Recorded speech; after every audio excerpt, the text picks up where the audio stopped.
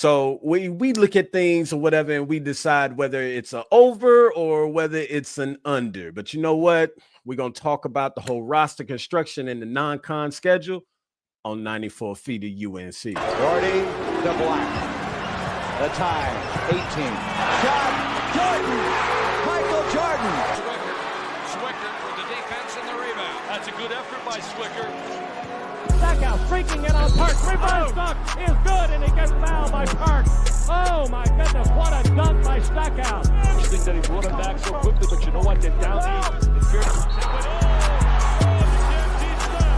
You can't teach that. You can't teach that high-rising ability. 3. And Green rips down the rebound in traffic. 4-on-1. Great job. What a terrific job in transition. I mean, you could. The glass no good. Rebound followed by hand throw. Good! Carolina. Inside 30 overall. Love, top of the key. Alice about this over. Carolina. The Tar Heels have won the national championship. And that is it. There is a new dean in college basketball. North Carolina takes the title. Captain, any final. North Carolina is the 2009 national champion. And this year, the confetti is going to fall to North Carolina. They're not going to be denied this time. What's up, everybody? You are tuned in to the 94 Feet of UNC podcast. I am your host, of course, Mr. Linzel Graham. Of course, y'all know I got my brother, of course, back in the building with me today from the Tar Heel Huddle. He's nobody from unfamiliar faces. Everybody knows my brother for sure. Like, he got his huge podcast, the Tar Heel Huddle. Of course, my guy Russ, the Tar Heel, is in the building, of course. But before we get into today's topics and everything or whatever, listen, I appreciate all the love and support from everybody, man. Please, like the support, the love from everybody. It's just been, I'm truly grateful and humble. I know I've been away for a minute, but listen, we bike, you know what I'm saying? So, and I got some big things lined up for everybody this season. Listen, merchandise, y'all asked for it. Russ, I got to get you some merch. You know what I'm saying? So for sure, we got some 94 feet of UNC t-shirts. Of course, there's black, navy blue. They come in white, they come in gray. We got hats. I got mugs, coffee mugs that also come in black, like the gloss. Look at the gloss on them, Russ. Woo! Clean. That's clean, bro. I can see my reflection in that thing, man. You know what I'm saying? So we 32 ounce stainless steel containers, drink containers. So this one got the 100 yards on it because of the football podcast, but you can also get this in black and put it on the 94 feet of UNC logo on it as well. And I know, listen, Russ, I know you're a big time football guy, bigger than I am, of course, because I'm still learning the ropes of football or whatever. But right. I know you would definitely like this right here. Oh, that thing is clean, man. That thing is clean. Y'all need to go over there and get one of those. I need to go over there and get one of those. Yeah, man. Listen, the merch link is gonna be in the description below. So make sure y'all tap in, man. So show some support, show the love or whatever. Love is support, support is love, man. So get out there, get y'all some merch, man, for sure.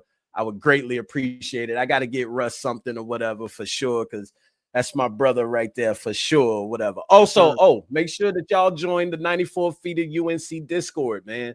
Over 450 members in there. It's free to join. That link is also in the description below. So come join and rock out with the community. We talk all things UNC, man, for sure. So we're going to get into today's episode. Russ, listen, I'm going to let you introduce yourself because you know how to do it. You already know what you got to do for me, Russ. So go ahead and put it out there, my guy.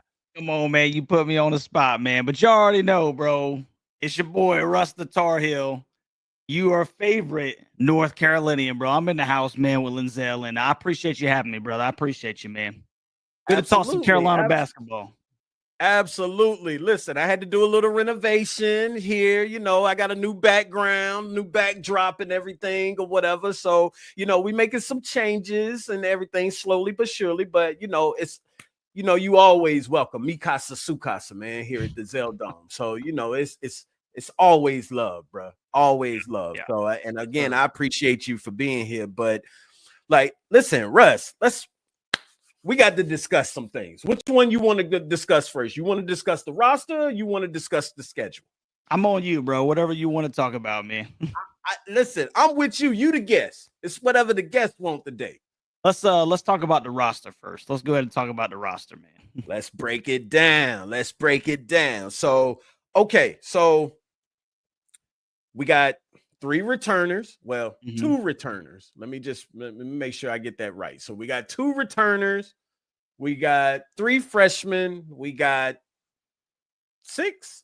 Am I right? 6 transfers. I got to get your thoughts on how you feel about everything. Like, let's go by section. So the returners, the freshmen, the transfer portal, the portal guys. Like, tell me your thoughts on everything, Russ. So, you know, personally, man, I'm excited about some guys that they brought in. You know, especially when we're talking about guys that can come in and immediately compete. And maybe we can talk about positions, you know, how confident I am in those positions, how confident you are in those position groups a little bit later. But, you know, I like what Kyan Evans brings to the table. Obviously, we were in desperate need of a point guard after EC transferred to Michigan. I think that Jonathan Powell and Jaden Young, I think both of those guys, man, have tremendous upside. You know, I'm really intrigued by what Jaden Young brings to the table because, you know, my guy, man, he's got a couple of 20-point games, and I know Virginia Tech wasn't necessarily very good, but if you watch some of his highlights, man, he can score, bro. Like, he's a scorer, man. He put the ball in the bucket. So I'm really intrigued by what he brings to the table. And I think that's going to be a very interesting thing to see. Obviously, man, I'm super excited about Henry Visar. I mean, it's been so long since we had, I wouldn't say so long, obviously. Maybe I'm tripping because Armando Bacot, you know, it feels like there was such a large gap after he left. But just to have a 7-footer down there, man, with, you know, with some, just to have some size, bro, because we were so small last year. We were so small. And so I'm really excited about having a 7-foot dude down there that can, I mean, he'll punch on you. You know what I'm saying? Like, he will punch on you, man. And it's been a while since we had somebody that was kind of a little bit above the rim type player like that down on the blocks. So really excited about him. Obviously, I'm excited about what Caleb Wilson is coming in. A lot of upside. And then the last one that we kind of got, Luka Bogovac, man, is, you know, once again, I'm excited about this dude. You know, because he's an older guy too. He's older. You know what I'm saying? So being 22 and then coming over to the States and playing at Carolina, I think that you know, Tanner and HD did a really good job of kind of piecing this thing together as far as us being competitive. Now, I still have some question marks. What do you think about this roster? Okay, so you started off with the transfers, so I'll start off with the transfers. I'll go right along. We'll flow with that. So okay, I love the pickups, right? I tell everybody all the time, like, everybody always expects, I mean, and it is UNC, and I get it. So the expectations are always high. They're always big. I get it. Right. But everybody always expect for UNC to have big name players. Well, big name players are always going to come with a big bag. I mean, that's just the bottom line. But I always tell people that to have a good team or a great team, all you have to do is have good players. They don't have to be the big names or anything like that. Like, if they're good players, they gel together, they will work out fine as far as and turn out to be that great team that we all look for and that we always, you know, want to see, whatever the case may be. So I love Kyan Evans. I think that you know, a lot of the media are not giving us the credit or giving us I any agree. type of respect Mhm. at all. Like they don't have us ranked. They still think that North Carolina is just missing the big key players and things like that. And I don't understand it, because we got Vazar at 7'2". I mean, Mhm. athletic. He can stretch out and stretch and hit the three, which is big. We got Jaren Stevenson, I gotta hometown. talk about him. Yep. Yeah. So I mean, and from what I've heard, his game is really taken another it's went to another level versus what it was when he was at Alabama. Mhm.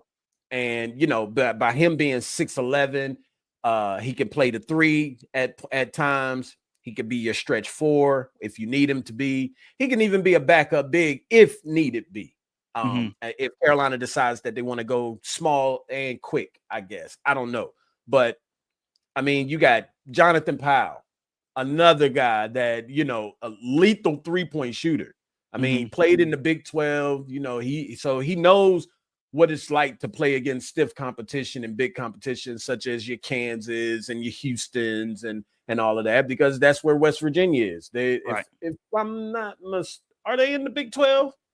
I'm pretty I sure think they're in the they're in the Big Big 12. 12. Yeah. In the Big Yeah, 12. I'm either the Big 12 or the Big East, but I think it's the Big 12. But It's the Big I 12. mean, Yeah. so and then, you know, you mentioned Luka, who again, 22 years old. A lot of people don't understand that this young man has played in the same league that the Joker has played in, Mhm. and a couple of other NBA guys or whatever, and he's averaging 15 something plus points over Right. there. So Right. I don't think people, they don't look at that. They just look at it like, okay, like I think a lot of people are just skeptical and waiting to see how this team is going to gel together and what they're going to like be able to produce on the court working together. Jaden Right. Young, listen, he's my X Factor player. Okay. I was gonna wait until the end of the show to ask you who your X Factor player was, but Jaden Young is my X Factor player. I Right. think that, and a lot of people thought that I was crazy when or they think I'm crazy when I say, don't be surprised if this young man ends up being your starting two. I You're don't starting see to, yeah. it might not happen, but it's not too far fetched either. Like it's not a thought that people should just throw out or whatever. Like, no, that's not going to happen. He absolutely could be your starting two guard over Seth. I think he's just a little bit better than Seth. He shoots better than Seth. They got about the same build. He's a little bit taller. I mean, it's just I love the pieces that they have picked up there, and I think that Hubert and Tanner have did an amazing job. And I'm just so excited and looking forward to this season. I'm like you. I still have my thoughts about, you know, the downside things or whatever. But for the most part, I see a lot of positives, a lot of vocal guys that's got some grit, guys that's got some edge. You know, and we just didn't have that last season. And I mean, we checked all of the boxes that we needed to check compared to what we have now versus what we had last season. So Yeah, I think I agree with that. Yeah. yeah, I'm excited. So I really am. So well, let's move to the freshmen. How do you feel about what we got coming in as far as with Dixon and Dennis and of course Mr. Wilson? So I definitely, I mean, obviously we all know what Caleb Wilson. I think that he's going to be extremely promising, man. And I love Caleb's swag. I love the fact that Caleb is like, I can't remember exactly what he said, but right after Carolina lost, he was basically in the tournament. He basically made some statement like, "Hey, man, that's done." Yeah. Like, you know, when I get there, like that's done. And man, I love that, bro. I absolutely love the confidence, man, that Caleb has. I think with Dixon and Dennis, man, I think, you know, it's one of those things where I wonder, especially off the jump, how much they're going to play. Because you have Seth, you have Kyan, you have Jaden Young coming over, you have Jonathan Powell, you have some more experienced guys. Maybe even Luca slides over to the 2 if they get, play a little big. So there's a part of me that wonders exactly how much they're going to play, at least initially. But I think both of them are really promising young players. I think they obviously can shoot the ball well. And I'm wondering if, there's not going to be a concerted effort in trying to develop one of them into the backup point guard. Because that's, and maybe we'll talk about it in a little bit, because that's one of my concerns on the roster. Yeah. That's one of my personal concerns, is just the point guard depth, and then how Carolina's going to look, pushing the ball, running the offense, et cetera, et cetera. So, I mean, I think that if one of them does get some extensive burn, it'll be because we need depth, somebody to run the offense, but they're both freshmen, so it's kind of up in the air. I don't know exactly what they're going to be able to contribute off the jump, man. I'm right there with you. I think if between the two of them, I think if we do see one gets a little bit more burned than the other, I do think that it would be Dixon. And I don't know why a lot of people just say that Dixon is just he's just a 2. Right. But if you look at his stats and everything, he's a combo guard. Right. So that means he has the potential to bring the ball up the court. He's 6'4". Yeah. I mean, really good size right there to be a backup point guard if you need him to be. He can shoot the ball. I mean, he might not be as athletic. I mean, that's yet to be seen. But you bring him in, now you got him that can run the point for a little bit to give Cayenne a breather or whatever. You got Dennis that can always come in, very athletic. I think he's the more athletic between the two of them. But I mean, he's one of those that I think might end up being the developmental player for this year, or one of them. But he's there if you need him. But and of course, I mean, we all know about C-Dub. I like. A lot of people seem to think that C-Dub is going to be our 4. I'm not mad at that. I mean, listen, that's fine if that's what they want to do. I actually like C-Dub at the 3. The reason why is because, I mean, if you think about it, you put Vazar at 5, you put Stevenson at the 4, who could be your stretch 4. And keep in mind, Stevenson could also play the 3 as well. He played the 3 at Alabama at times. So you put Stevenson at the 4, he could be your stretch 4. He can shoot the ball. He can. But think about it, if you put Caleb Wilson at the 3, and Caleb Wilson being 6'9", but then he go up against somebody like Isaiah Evans at the 3. Isaiah, who is 6'6", then guess what? Caleb is just as quick as Isaiah. He's just as athletic as Isaiah, if not more. And I'm sure his defense is going to be locked down. So why not put him at 6'9" at the 3 spot? Let him play the 3 at times. But I mean, of course, everybody says plug and put Luka right there at the 3, and I'm not mad at that. But you can't just throw that out there either, because on the other side of that, you also got Jonathan Powell, who's 6'6", who can shoot the ball and stuff as well. So, I mean, I love the different rotations that Coach Davis can dig into his bag this year, and he can throw out so many different style plays that can just confuse teams from point A to point B, from the tip off to the end of the game. So it's going to be interesting. I'm just excited for that, man. It's tough to say. It's just tough to say, but this is going to be an exciting year. I think so. I think it is too, man. Yeah, I think it is too. I think it is too. I think that there's a lot to be optimistic about. Like I said, personally, and I don't know if you want to take it this way or not. I do have No, concerns we at the point can. guard Whatever, position. whatever you want to do. Whatever Yeah, you want to do. I got concerns at point guard, man. It's not that like I said, I like Kyan Evans, but just the depth and just kind of that game because I like when Carolina's pushing the basketball, pushing the pace, pushing the pace, pushing the pace. And I think he was averaging like 3 assists last year, and a lot of them, if you will, they were going to the dude that ended up getting drafted in the NBA. So, how effective are you at getting other people involved? Because we do have, I think 2, 3, and 4, like we are deep. Like 2, 3, and 4, bro, we're deep. 1 and 5, yeah. I think those are the question marks. You know what I'm saying? And so,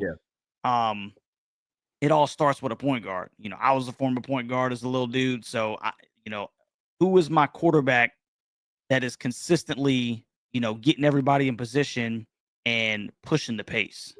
And so that's something that I'm, a little concerned about until somebody comes in behind Kyan and because I've heard Seth's name thrown out there. I know he's an older guy, but I don't think it's ideal. I don't think it's ideal for Seth to be running the point. I just don't know that that's his game, if you will. And that's no slight on Seth. I'm just saying, like, I just don't know if that would be the best thing for Carolina to have him running, the point for long stretches of the ball game. And then, like I said, who comes in behind Visar that can lock the paint down? I know, Caleb is a freshman, and I like Caleb's grit. James Brown, was a guy that comes to mind. He's going to be. I don't know if he's he's probably a sophomore this year, rising sophomore. So, he's a bigger body. We'll see how he progressed from his freshman year up to this year. A little bit older, a little bit smarter, a little bit, more apt to being able to play at this level. I think he's a good sized body, obviously, that you can put down there. It's just, how much growth have you had from your freshman to sophomore year? But, can Carolina stay big, if they wanted to? Because, with Visar off the floor, who moves to the 5? And then you still have some size. It's just like I'm thinking of guys that can actually bang down low, Right. Caleb, I think, is a back to the basket player.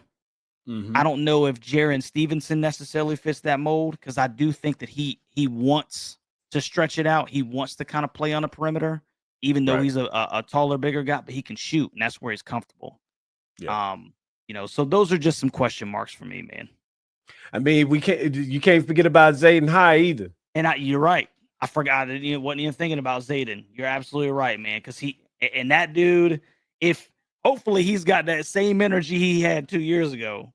Because my guy, man, would come in and he was a tone setter. And I'm talking about, and this is gonna be kind of comical, man, but I'm talking about prison rules type stuff, man. He was gonna be physical with you, bro. Yeah. I mean, I think we're okay at the 5, honestly. Okay. If you ask me. And the reason why I say that is because last year was the prime example of what it was like to not have a 5. Right. So with the big bodies that we have this year, I don't see where we can go wrong. Now, are we going to get a lot of production from guys like James Brown or Zayden High? I mean, that's yet to be seen. But the fact that if we need to sit Vazar for 5 minutes to get a breather, I mean, okay, bring in James Brown, 6'10", 6'11", or again, move Stevenson to the 5 for a few minutes or something and go small. Yeah. Because we got plenty of shooting. We got plenty of athleticism. Right. And so, yeah, teams might pound it in the paint or whatever you want to call it for those 5 minutes or something like that. But at the same time, they're going to have to get back on defense on the other end because we might be running them to death. As soon as they make a basket, we might already be half court. Right. So I think we're good at the 5. a lot of people Okay. say that we need another backup big. I don't think so. I think if you get another backup big, you really gonna start disrupting some things. A lot of the guys are just gonna feel like, hey, nah, I'm not gonna get no playing time now. Right. Like, and again, some of these guys might not, they're gonna be reserves. Some of these guys are gonna be reserves, but you know, it just all depends like what lineup and what style play HD wants to go with at that point in time. Right. And that's my thing with when it comes to that or whatever. But I mean, it's just, oh man, we got so many weapons. I don't see how people are really down playing and down talking this team like that. I just don't like. I think it's kind of weird too, man. I've seen headlines about how Duke is replenishing. They're just doing what they're doing. I've seen, Will Wade has got, NC State winning. And then people are like, Carolina's still missing. And I'm like, what are you talking about? Like, I don't understand where all this, it just seems ridiculous to me. Cause to say that we're missing is like, I don't think you know what you're talking about. You know what I mean? Right. Like this team is not missing. Like you said, we have a plethora of weapons that we can go to. It's just piecing those things together. And another concern that is kind of outside of, I guess, necessarily the ins and outs of the X's and O's is just HD, kind of feeding all these mouths. Because like you said, man, there are, we got a bunch of guys that can play the 2, a bunch of guys that can play the 3. We got a bunch of guys that can play the 4. And so, people want to get burned, and I know, and like you were talking about, Jaden maybe being your starting 2. What does Seth think about that? That, you know what I'm saying? I mean, these are interesting questions to like, hey,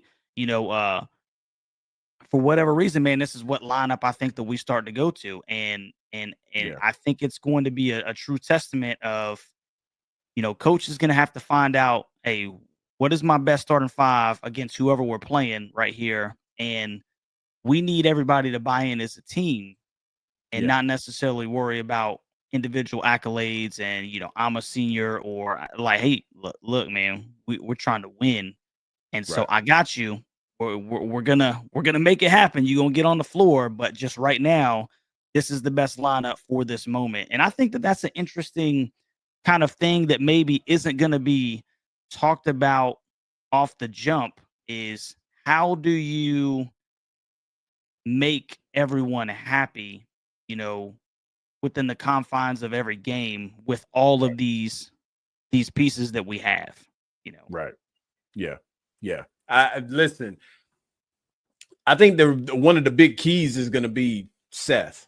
Honestly, of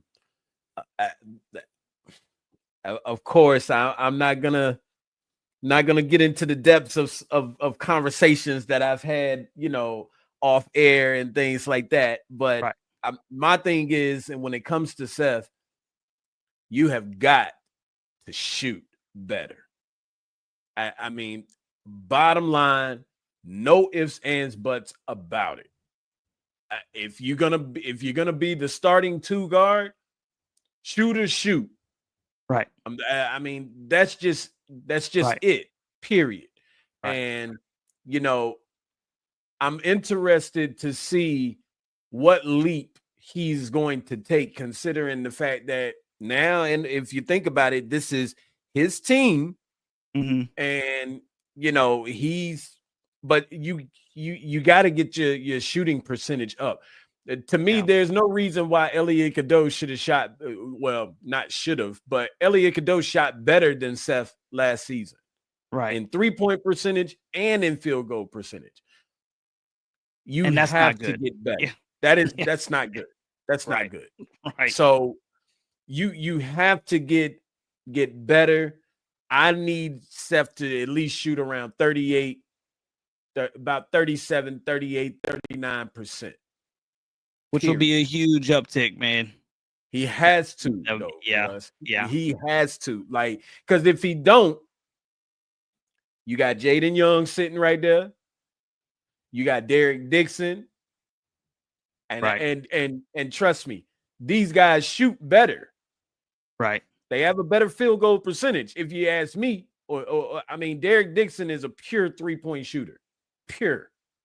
I Right. mean, I can't take that away from him.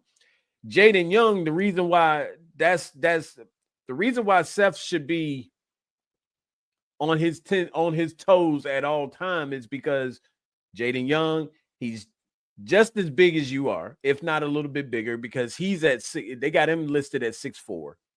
And I think he's just as stocky as Trimble is. Right. He has great defense. He is Right. a defensive player. And he can put the ball in the basket. Right. So he's another Seth Trimble. So Trimble, if you can't get that shooting down pat, yes, everything else when it comes to your game, you got it. Yeah. Defense, I agree. You can slash, get to the basket. I mean, you could do all of that. But you gotta shoot better. Yeah. And if you're gonna be in that 2 position, listen, you and me know, Russ, Wayne Ellington, Shammond Williams, Donald Williams, Rashad McCants, PJ Harrison, Joe Forte. Like, shall I go on? Yeah. All of them were pure shooters. Shooters, bro. Yep. 100%. Every single one of them. Yep.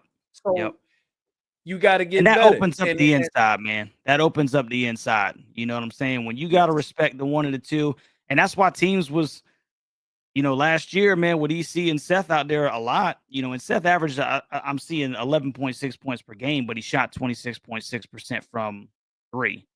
And EC was so up and down. I mean, he did better, but most of the times where he was knocking it down, it was because he was wide open, got to set his feet, square up, and teams just sagged on our shooters because we just didn't have very good shooters last year. Right. And so when you don't have like a legitimate big and you don't have shooters, goodness gracious, man, like that's a recipe for disaster. You got to get up and down the floor. That's how you're going to score. So, it is going to be interesting to see how, HD takes that into consideration, man, because if I got a dude out here, running the 2 and I can just get him out on the wing and let it fly and people have to step out and respect that. Well, next time they're going to come out and now I can dump it down low in the paint and out Baysar or C-Dub or whoever's down there has got all kinds of room to work, and now you're talking about guys being able to relocate and because you have to respect the 3 ball, you have to respect the shooters. So I agree, man. If you want extended time on this roster right now, you're going to have to shoot better than 26.6% from beyond the yard, man. You're going to have to be able to shoot it, brother. Yeah. Because we got too many shooters on this team for you not to. I agree. And I agree. if you don't step up, you're going to be on the bench. Yeah. And you can't be upset. If you're going to be upset with somebody, you're going to have to be upset with yourself. Right. And sometimes it is what it is, man. I'm not 6'10", so I can't go down low and bang with people. It's just not my game. So sometimes, man, it's just you can be in the gym as much as you want. It's just not what you do. I'm not saying Seth can't turn into that. I'm saying, man, like sometimes it's just not what you do. Yeah. Listen, I hope he gets it. I really do hope he gets it. Me too. I mean, because again, that's just going to make the team so much better with him being a threat out there, because now they actually got to go out there and guard him. And Steph can pass. I don't know how often he passes, because, and I mean, we got to call it for what it is. We watch the games. Like, we know when Seth gets the ball, he's going straight downhill. He's going straight to the basket. Right. And which is one of the key points to his game. Yes. That and defense and his free throw percentage. So, I mean, we gonna have to figure that part out. So, but I want him to stay going downhill. I want him to stay going downhill. I tell you what, I do want to see this year When you get downhill, I need you to start punching on people, bro. That's you know what I mean. I need you to start throwing them down. Yeah. I need to see because you're capable of that. You are capable. He is capable of that. He is can capable. touch. He can touch some of the banners up in the rafters, man. So I need you to throw them down. You know what I mean? And again, I'm gonna be honest with you, and I always say this: some players, and this is just me, but some players are just better coming off the bench. Yeah. I don't think that there's nothing wrong with it. Yes, everybody wants to be a starter. I get it. Right. I get it. I mean, I would want to be a starter. Right. But some players are just better coming off the bench. And if you ask me, just looking at last season, I think Seth was a better player when he came off the bench. The same thing with Jay Wash. Yeah. And I mean, it's something to at least take into consideration. Like, but at the same time, you know, this new generation, these guys nowadays, they want to be the star. They want to be starting on the team, you know. So, and I totally understand that. I'm not taking that away from nobody. Everybody should have that option and opportunity to be able to start. But at the same time, sometimes you got to think realistically and sit back and say, you know what? Yeah, that actually is a good point. I do play better because it's less pressure. Yeah. When you starting, you got a lot of pressure on you. Right. Because I mean, you're considered one of the top 5 best players on the team at that. So when you're coming off the bench, you got a little bit more to prove trying to get to that starting position. So of course you're going to play smarter. You're going to play a little bit better. Just things like that. Like those are just thoughts and methods that the players should think about in their heads when it comes to stuff like that. It's a strategy. It's a strategy to it. Yeah. So we gonna have to wait and see. So let me ask you this: you're predicting starting 5. So right now, as of June 16th, which is the time of what we're recording this, man, I would say that obviously I think it's a no-brainer. Cayenne is your one. I would say now who would I make my starting 5, or who do I believe will be the starting 5 when they play their first game? Let's do both. So who would you make your starting 5? Okay, so my starting 5 right now would be Evans at the 1. I would probably, man, I got a gut feeling about this kid, man. I would probably go Jaden Young at the 2. All right. I'm gonna say Luka at the 3, C-Dub at the 4, and Visar at the 5. That's who I would roll out there as of June. Okay. Another, and real quick, just let me put a little caveat in there. I would kind of also love Evans at the 1, either Seth or Jaden at the 2. Man, if Stevenson can play the 3, if Jaren can play the 3, C-Dub play the 4, and then Vasar play the 5, you got 3 guys in your front line, man, that are 6'9" or big. I mean, last year we were so small, and this year, man, we might be one of the biggest teams in the country. Yeah. You know what I mean? So that's a huge team, team. So I kind of like that lineup as well, man. There's a part of me that wants to put Jaren at the 3 just because you get off the bus, man, and y'all are huge. Yeah. You know, y'all are huge. So those would be my options right there off the jump. And obviously that would be a little bit predicated off of who they're playing, if they're playing a smaller team or, you know, you're trying to match up big and big. So that would be my personal lines. What about you, man? What you think? So who I would want, of course, Cayenne at the 1. Me and you are on the same page. I for some reason, Jaden Young is my X Factor player. That's no knock to any of the rest of the guys, but he's just it's something about him that just hasn't been unleashed yet. Carolina native, you know, this is UNC is where he wanted to be. I know, man. Like coming into college, like coming out of high school. So I like him at the 2.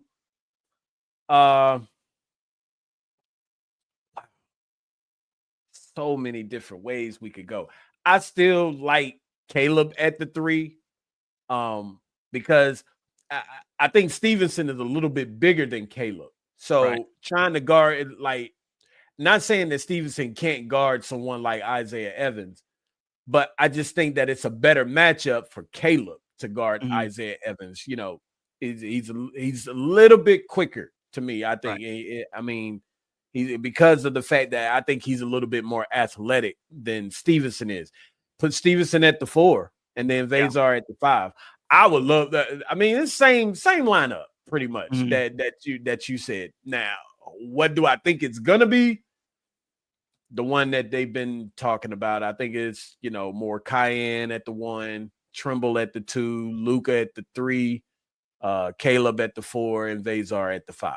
That's what you always hear. Yep. I think that's what it's going to be. Yeah, I think that's what it's going to be. But my thing is, I get it with Luka, but why does he automatically get that starting position? Because he's older? Because Jonathan Powell can shoot. He can play. Right. So my question would be this, and we're kind of getting into like the weeds of the why did they come here? So my question is, you know, for instance, like we alluded to with Seth, does Seth want to come off the bench? How is he going to take that? Does Luka, who's playing professionally, and I'm saying that with an asterisk over there, you know, where he's playing in Europe, he's playing professional basketball. Now he's coming over to the States. You know, did he go from being the star on his team to coming off the bench at Carolina? Like how was that? How, you know, when you're talking about bringing him across on the other side of the world, you know, how did this conversation go? Like, hey man, I'm just trying to think of how you could sway him. Like, hey, listen, I know you're playing professionally over here, but we'd love to bring you over to Carolina, and I think you'd be great coming off the bench. Right. He's like, hold on, man. You know, I'm the star of my team over here. I can stay over here. I mean, maybe he's got aspirations of, you know, elevating his game and obviously one day getting into the National Basketball Association. But, you know, once again, how well does he take coming off the bench? Maybe he does, man. I don't know. But if I'm the star on one team and then you tell me, hey, man, I need you to come over here because we need depth, I might be a little hesitant of relinquishing my position over here. You know what I mean? Yep. So I don't know, man. But we could think the same thing about Stevenson and Wilson. I agree. A lot of people. I wonder if Jaren didn't come. What was the conversation when you said, "Hey, I need you come over from Alabama, come back home, but you're gonna come off the bench?" So I agree. Right. Hopefully it's kind of like which I can imagine HD doing. Hopefully the conversation was the same thing Bill Belichick is saying. Hey man, you can come here and compete and may the best man win. And you know what? I'm all for that. I'm all for it. Let them compete. And I hope it's like, yeah, exactly. And then hey, the chips fall where they may, and everybody's gonna get burned, but we can only roll out 5, man. You know? Yeah. And so you guys are gonna settle that, not me. Y'all are gonna settle that, you know, in camp, in practice, et cetera, et cetera. So, you know, practice is gonna be crazy. Yeah, I agree. It's gonna be some good ball, man. It's gonna be some good ball. Oh, that's gonna be crazy. Yeah. Because I mean, when you think about it, like put 2 different starting 5s out there, and they actually equally match up with each other. So there's gonna be some. I mean, I look at it like this. I really do think James Brown is going to have a big season. Okay. I think he's going to demand define big some playing time. Okay. I look at Brown 6 to 8 points. That'd be a huge three rebounds, something like that. The reason why I say that is because let's go back to last year, real quick. Mm-hmm. James Brown didn't have that. Imagine if he had to practice against Baycott. Baycott is very different than practicing against Lubin or Washington. Right. We all know that Washington got pushed around in the Ole Miss game. I mean, he just got moved around like he was like a kid going up against a grown man. Right. So that's not iron sharpening iron in practice. Mm-hmm. When you go like with him and Brown, right? Like Washington is not making Brown better, and Brown is not making Washington better. Right. Look at this year, though.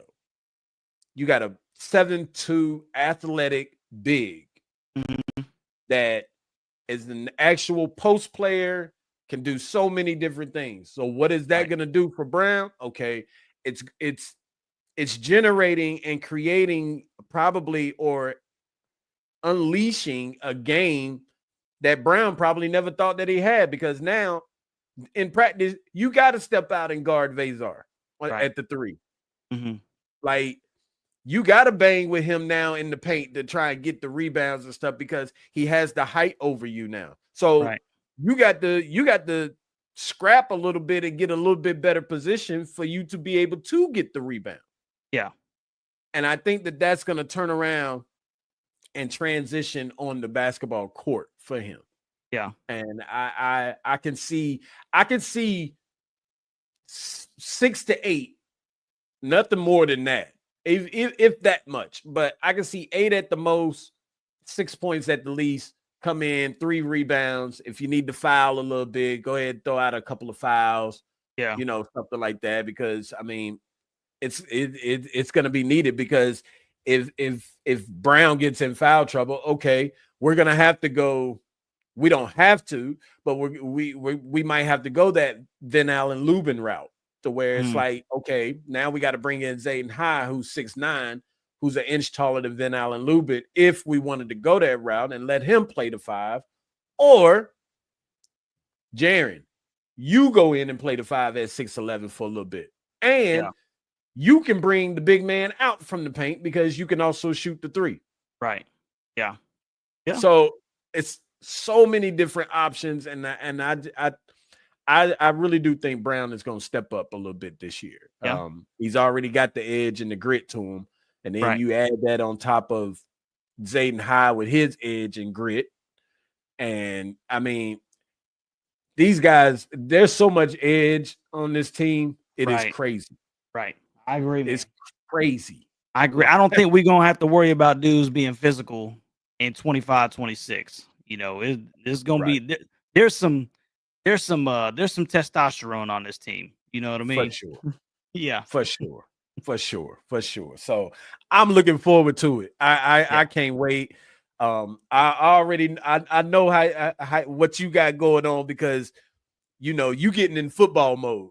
Right. While I'm always in basketball mode, because you doing the football and the basketball thing. So I already know you getting in mode for that. But listen, it's great times. It's gonna be exciting to see just throughout the summer, even during football season, just watching what's going on behind the scenes a little bit with this basketball team. So just seeing how they're going to gel together. I am a little concerned about when Luka is going to arrive on campus, because that plays a part. That plays a major part. And if he's a little late, that could affect some things. And that's another reason why I say, why does he come in and just get the automatic starting role? That makes sense. Yeah.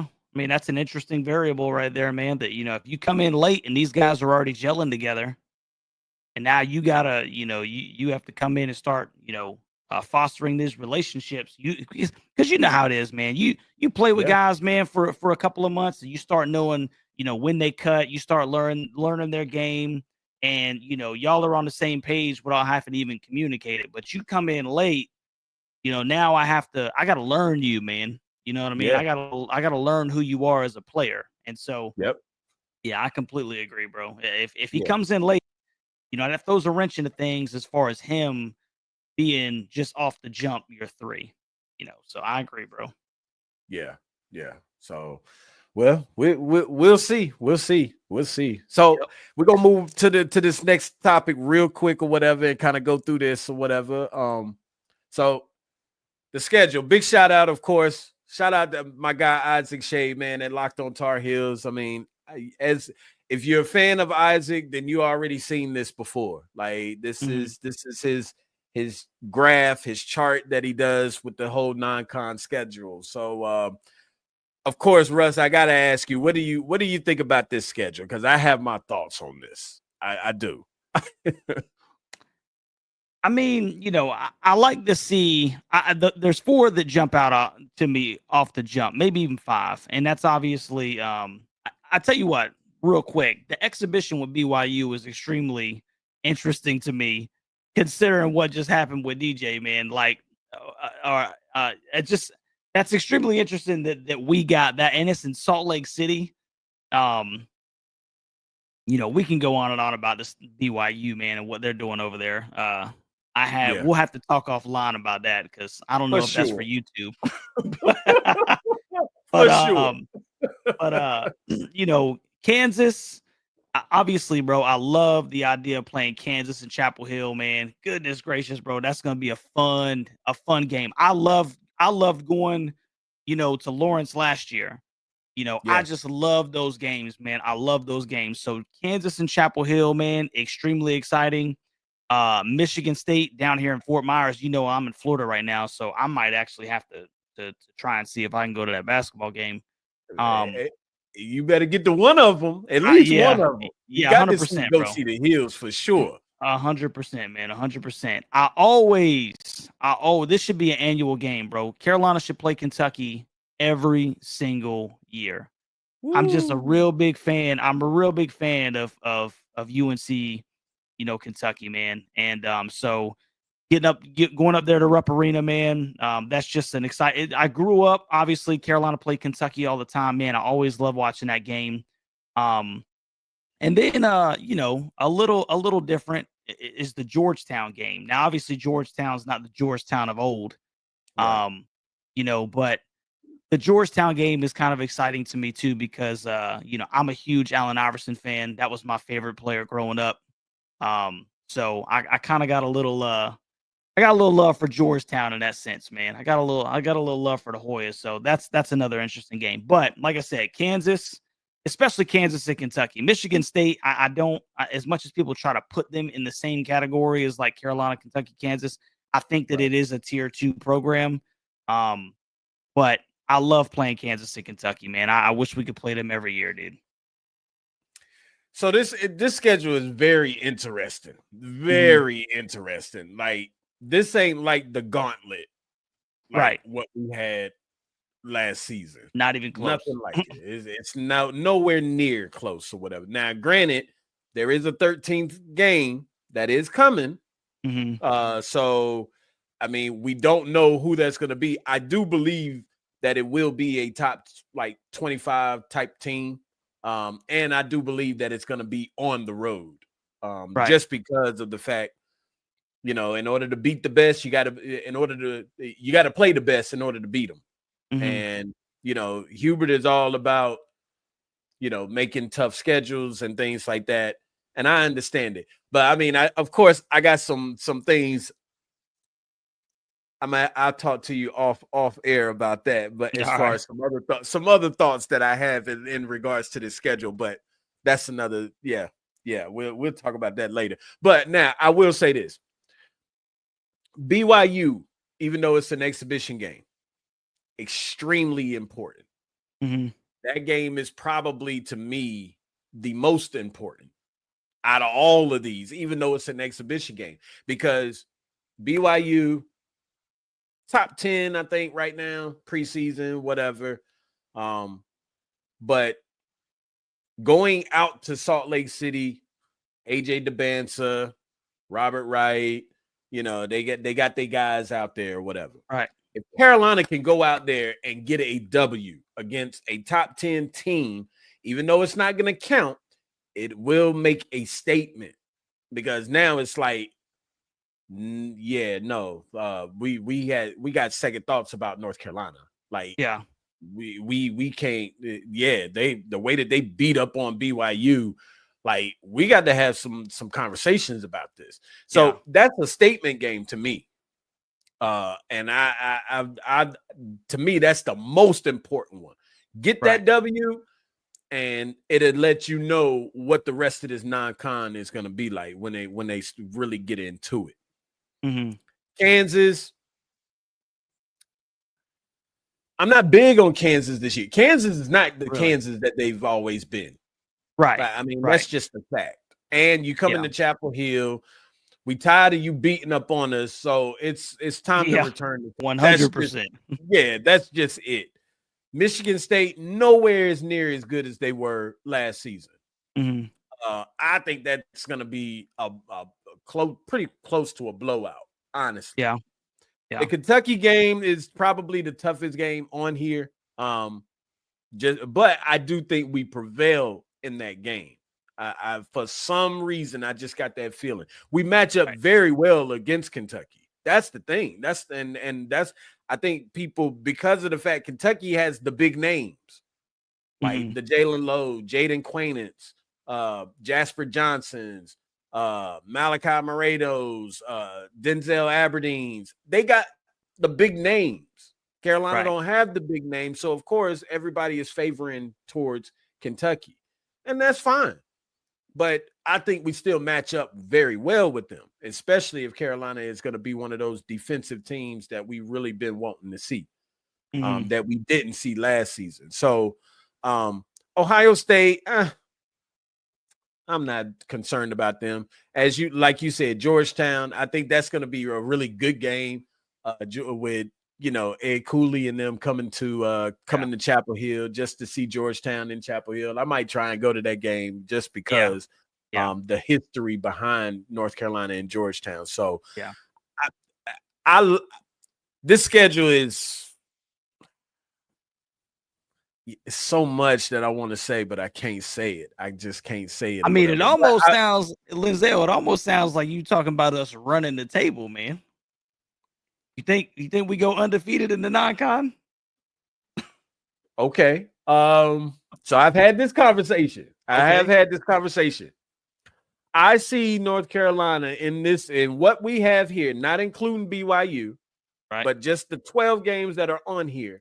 I see either 12-0 or 11-1. I mean, that'd be great. That would be fantastic. That would be fantastic. Like, really sit back for a second and think about it, Russ. What games besides Kentucky? That's the only one, man, that I say is like, all the rest of them, we run the table. Yeah, I would agree that we probably should. There's enough cupcakes on here, where it's not the gauntlet that it was last year. And, so you got the Kansas, Michigan State, Kentucky, and maybe Ohio State. That's actually a formidable program. Everybody else, including Georgetown, man, is just, it's mid at best. Yeah, exactly. So I agree, man. I mean, we should definitely not have any more than 2 losses in the non-con with this schedule. That's a fact. Yeah, that's 100%, bro. I agree with you, man. I agree. So, but a lot of people be like, "Yo, Zell, you bugging? Like, there's no way we running the table in this." Well, I mean, tell me where people see the big wins over us. Like, besides Kentucky, like, tell me on this schedule who beats us. USC Upstate? No. In Chapel Hill, no, that's not happening.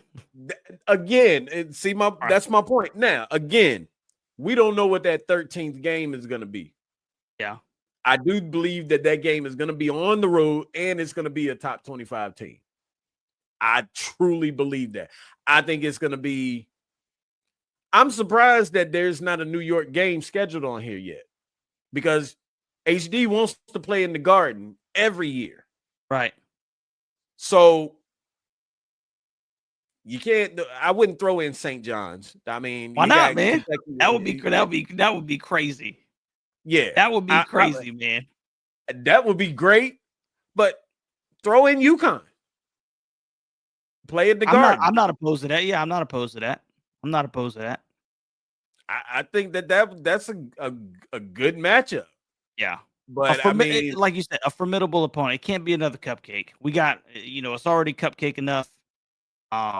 If you wanted to have, 5 Kansas, Michigan State, Kentucky, Ohio State, and then put another like legitimate, decent program in there, UConn, I wouldn't be opposed to St. John's, man, because obviously there's some players that are over there now, that I would enjoy playing against, but so if HD, Mr. Tanner, if you guys are listening, let's get a hold of St. John's real quick. That's from your boy. the only reason why I wouldn't want St. John's is because of the Ohio State. We playing Ohio State in Atlanta. Kentucky and St. John's are already playing each other. That's the CBS Sports Classic.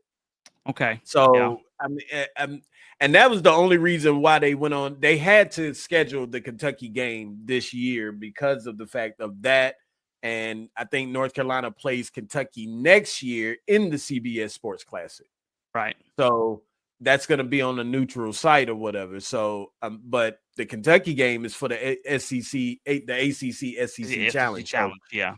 Right. So, I mean, they had to go ahead and, I mean, other than that, you wouldn't have seen this matchup for another 3 years, and as far as a home and home, if that ends up being the case. Right. So that's the reason why they ended up doing it this way. But I listen, I don't see no losses. Maybe one, maybe.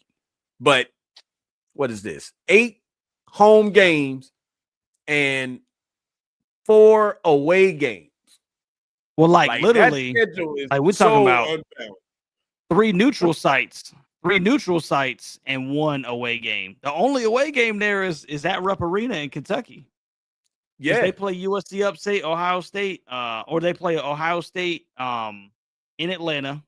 Yep. And then they play the Bonnies in Michigan State in Florida. So 2 neutral sites. 3, because you got the one in Atlanta and the 2 that are in Fort Myers. Yeah, so it's 1 true road game. Right. So I think that you're right. It would make sense that we would have an additional road game against a decent program as your 13th non-conference game, because you only on the road one time. And if this team gels together, oh boy, I agree, man. Oh boy, Russ. I agree. It's gonna be man. Crazy. Mm-hmm. It's gonna be crazy. So I mean, hey, we gonna see. We gonna see. Yep. I love it though. I love it. But again, I got my thoughts about this schedule. But that's I'll tell you about that later. I'll tell you about that off the air for sure. So I gotta ask you this, and then we can wrap it up and get up out of here. Over or under?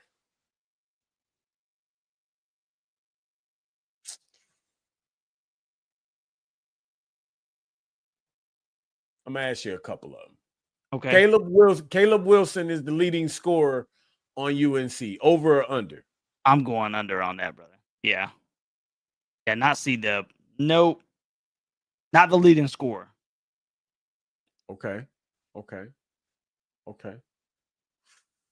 right. I just don't think he's gonna be while you're thinking of I don't think he's gonna be the focal point of the offense. If that makes any sense. Who you think he's gonna be? Vezar? Well, I definitely think that they're gonna feed him the ball. My question with Vezar is how long can he stay on the court? Right. So that's my question with him is if we run it up and down, at 7'2", 200 and something pounds, how many minutes can he give us? Because Hansbrough stay in the game. He didn't get tired. You know what I'm saying? I don't know and obviously I'm not equating the two, but how many minutes can he give you? I do think that it's going to be a focal point of feeding him the ball down in the post. It's hard to tell, bro, because there's so many new faces right now. I mean, I don't think it'll be Seth. I don't think it'll be Kyan. I mean, I really don't know, Ooh. man. I don't know who is the leading You scorer. knocking everybody out. So I mean, who's left?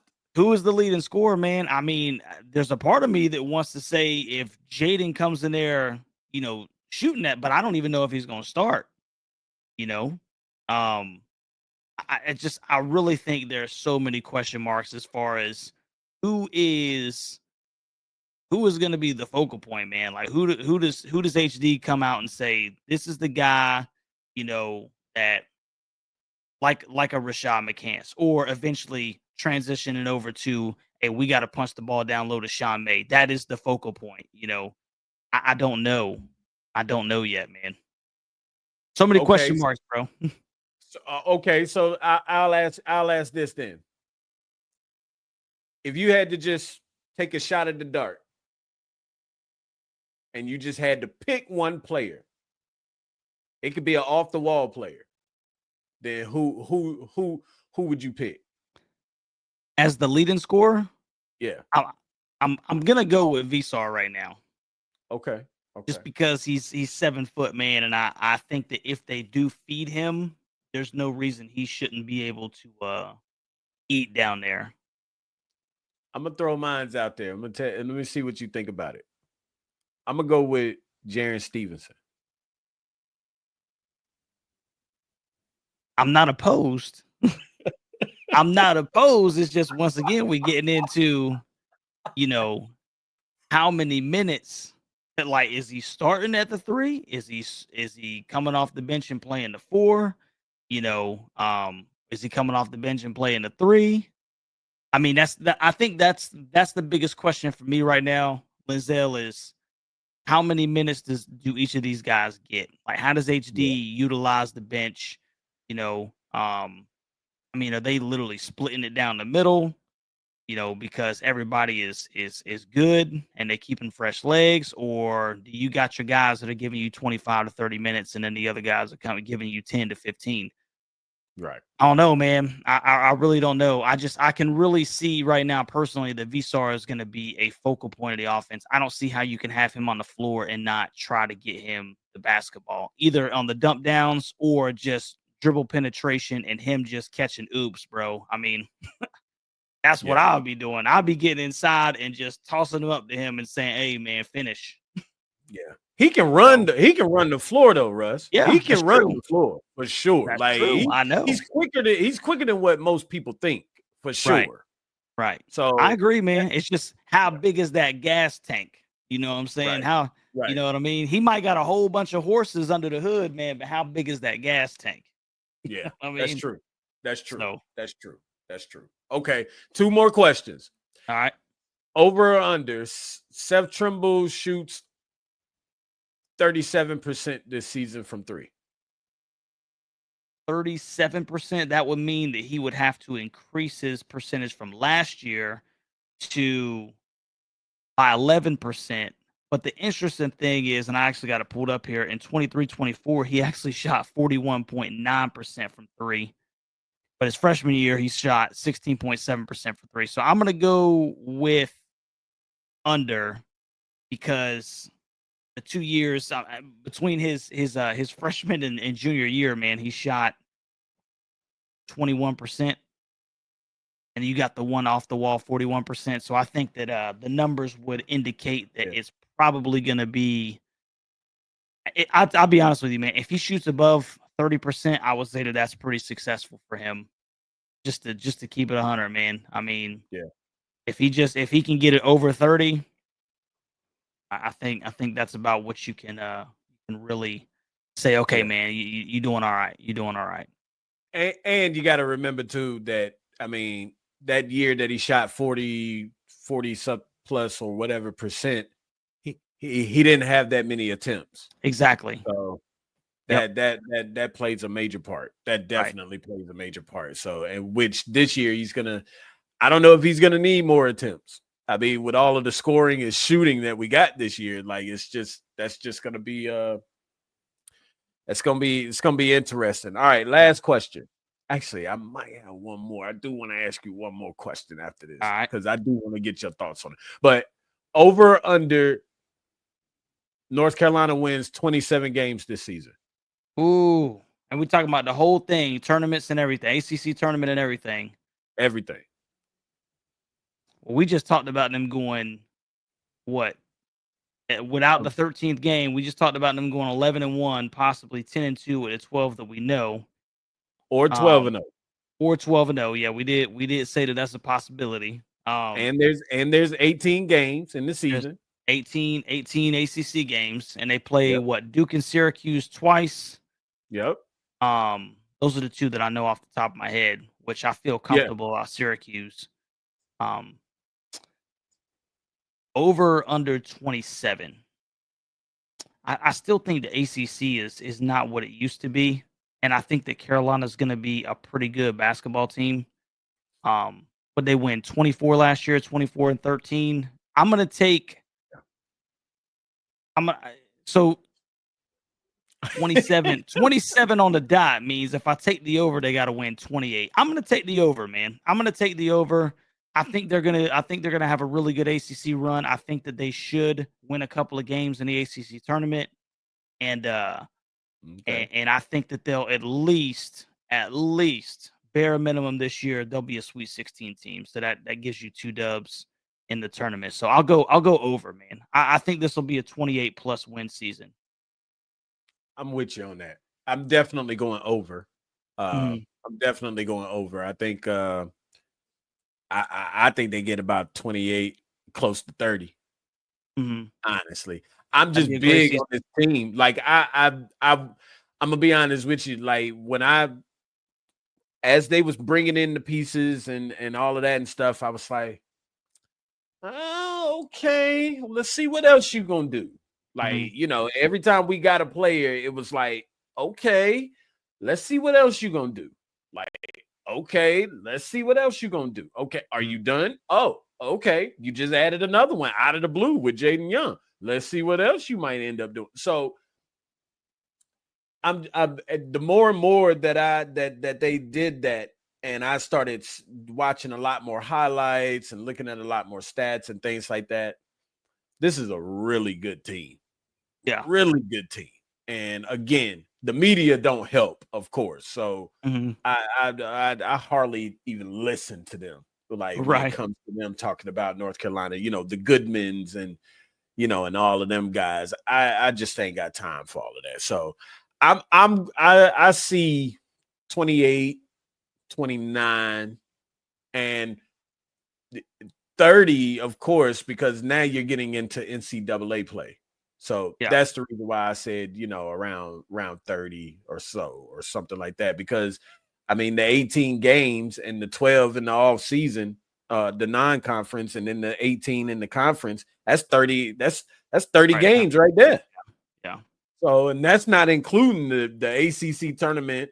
That's not including the NCAA tournament. Right. So I'm going with the over. I think they get between 27 and 28 or 30 games for sure.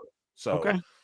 I'm a roll with that. I'm a roll with that. My last question that I did want to ask you, because I mean, you seem to know a lot of the guys that we had the epic episode with last season, where it was quite a few of us on the podcast. Right. The guys from down the road. I just want to get your thoughts on, what do you think about the team that they have? Because I need to know if I'm overthinking something, or if I'm just about dead on with what I think about them. I don't know, man. I mean, I think that they've obviously reloaded. I think that Duke has a very different approach to recruiting than Carolina does right now. Right. And so, I think last year was kind of their shot, and I think it kind of shows you a little bit about what some of the chinks in the armor of how Duke does things. They get the one and dones. They get a lot of the, just the way that recruiting is right now. And, I think that they're probably going to have a really good team. and they probably won't meet their expectations that everybody sets for them again. I mean, I really think that that's kind of what Duke has become, and that's not even necessarily trying to throw shade at them, because you already know I can't stand those guys. Can't stand Duke basketball, but what they have become is really, usually a pretty good regular season. Everybody is hyping them up. This is the year that they finally, get a banner again, and then they fall short of the expectations that the media has set for them. And I think that that's just where they are as a program right now. So, longevity wise, as far as like how scared I am of them, it doesn't.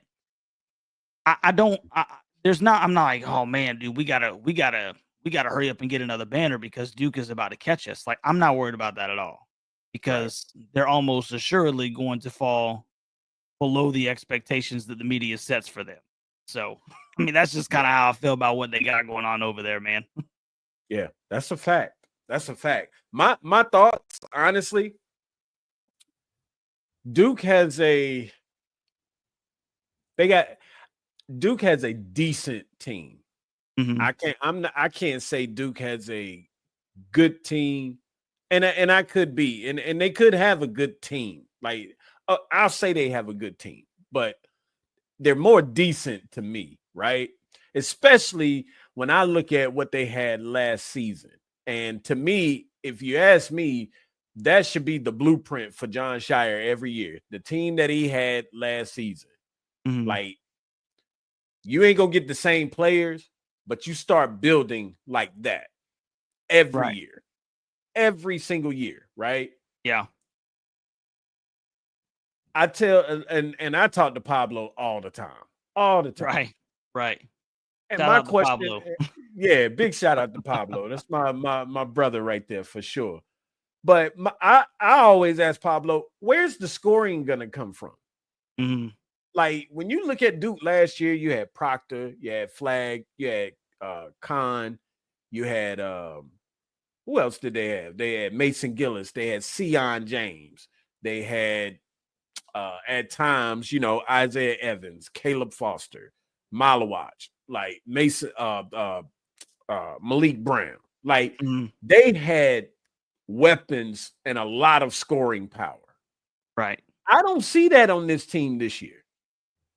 I mean, you got Big Pat. To me, Duke has a lot of I don't knows. I call them the I don't know team, because I don't know what Big Pat is going to be. Right. I mean, we saw, things of signs from him last season as far as what player he can be and can become, but we don't know what he's going to be. He's not a scorer like that. If you ask me, he's not a scoring threat, right? Malik Brown, more a defensive player than he is offense. Right. Okay, Isaiah Evans, he's going to chuck up shots. He's going to get his shots up. Like, we know that, right? Dame Sarr, I don't know. Yet to be seen. Mm-hmm. Really good player, though. Really good international type player, I guess you could say. Great size, too, man. 6'7", 190. I mean, that's some good size. Yeah. Right. Cam Boozer, I don't know. Right. We don't know how he's going to transition over into college basketball on the collegiate level, right? Playing some of these guys that have been in college for years or whatever. Good player, solid player. Caden Boozer, I don't know. Yeah. Is he going to be the starting point guard? Is he going to come off the bench? Caleb Foster, same way. We never know about him. Like, he always losing his starting position. Right. I mean, Nick Kaminia, we don't know. We don't know. Decent, but we don't know how that's going to transpire over into the collegiate level. So, to me, and then you got like Darren Harris and, whatever. And Duke didn't really do anything in the portal like that this year. They picked up the guy from Rice. Yeah. Yep. I mean, he's just a big body. Right. I mean, he averaged like 1 point a game. Like, so how much of a threat is he going to be? Where's the offensive firepower? Yeah. So Yeah, I think that's a fair question, man. that's all I say. That's all I say. Yeah, I could go it's a on fair and on question. and on, but I You know mean, they're gonna hype him up, man. You know they're gonna yeah, hype him up, and you know they're going to they'll give them all the kudos and the acumen and everything, and for whatever reason, man, people are on this train where they want to down Carolina basketball, and I think that both programs right now have question marks. yeah, And I think that they are kind of in two different areas. Um, but I really do, man. I feel like Carolina has the potential to be a really good basketball team this year. Not that yeah. the other guys, 8 miles away don't as well. But Right. once again, man, I feel like they're gonna hype them up. Everybody's gonna be talking about them, and then they're gonna fall short of expectations. That's kind of what they do. That's kind of what they do. They're gonna underachieve Yep. every year, like they Every year. always do. Yep. Every single year, just like they always do. So, and that's fine. I like being the underdogs, and I like working our way back up to the top. But I Right. just tell people keep that same energy. Yeah. Keep Yeah. that Exactly. same energy, because when we start whooping everybody's tail, Right. stay over there on that side. Like Right. Exactly. like John Moran say, everybody stay on that side, man. Stay on Yeah. that side over there. Yeah. Like, so it is what it is, man. It is what it is. But listen, Russ, you already know, my brother. It's always an honor, man. It's always an appreciate honor you, to bro. have you here Yeah. at the Zell Dome, bro. Like, we could talk basketball all day long if we was given the opportunity to do so. So but it's always an honor, man. I always appreciate you. You always welcome here I appreciate anytime, you, brother. of Thank you, course. man. Yeah, absolutely. You already know that we got some more shows lined up, of course, because we're gonna do the Battle of the Blues again. I That can't wait that's for that, coming man. up. Oh man, that's gonna be great this year, man. That's gonna Yeah. be great this year. We gonna actually have some stuff to talk about this year, more so than we did last year. So Right. that's gonna be exciting. That's gonna be fun, man. But yeah, man, I appreciate you, and go Heels, man. All day, baby. how Go we do. Heels, man. Yes, sir. That's right. Everybody, listen. That's my guy, Russ the Tar Heel.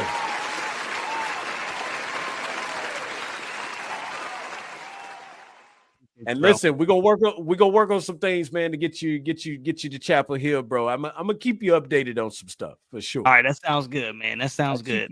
Yeah, we gotta get you gotta get a vacation, bro. You gotta get a Tar Heel vacation. That's what you need to call it. Where I like it.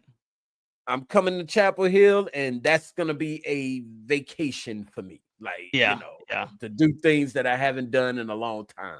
Yeah. We got to make that happen, bro. We got to make that bro. happen. I like it, man. Absolutely. Yes, sir. So, everybody, man, listen, I appreciate everybody for tuning in.